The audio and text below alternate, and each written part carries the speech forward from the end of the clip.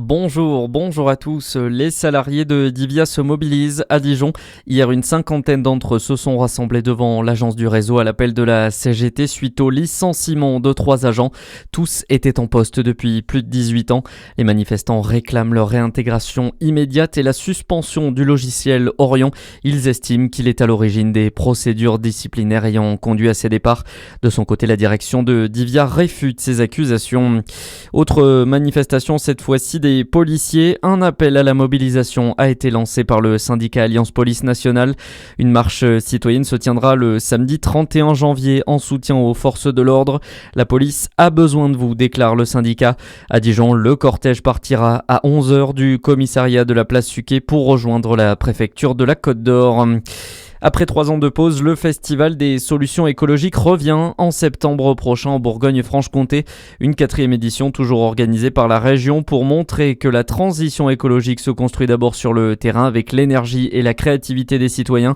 Ces derniers sont invités à présenter leurs initiatives avant le 27 février. Mercredi à Dijon, Sarah Persil, vice-présidente de la région à la jeunesse, la vie associative, la citoyenneté et la démocratie participative, nous a présenté le sujet retenu cette année. Un sujet cette année qu'on a identifié comme étant peut-être un des plus importants, le sujet de l'alimentation. Donc si vous avez un projet, si vous imaginez bien que vous avez besoin de monde autour de vous et qu'il faut absolument faire connaître ce que vous faites parce que vous êtes merveilleux et formidable, nous à la région ça nous intéresse. Donc si vous pouvez en fait déposer votre projet sur Je participe Bourgogne-Franche-Comté.fr, vous allez voir le festival, c'est jusqu'au 27 février pour déposer son projet, c'est sur le thème de l'alimentation et évidemment il faut que ce soit une super belle solution écologique. Des propos recueillis au micro de Charlie Chevasson. Dans le reste de l'actualité, le risque s'annonce limité pour Sébastien Lecornu. L'Assemblée nationale examine ce matin les 2 motions de censure. Elles ont été déposées par le Rassemblement national et la France insoumise après l'utilisation du 49.3 pour adopter la partie recette du budget. Des motions qui ne devraient pas être adoptées.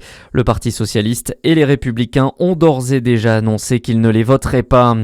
Le procès en appel du cinéaste Christophe Ruggia reprend aujourd'hui.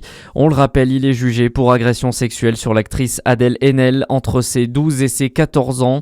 Une affaire emblématique du #MeToo du cinéma français. En première instance, il a été condamné en février à 4 ans de prison, dont 2 fermes à effectuer sous bracelet électronique. Un mot de sport, tennis d'abord, et c'est terminé pour les Français à l'Open d'Australie. Corentin Moutet a été sèchement battu cette nuit au 3e tour par le numéro 1 mondial Carlos Alcaraz.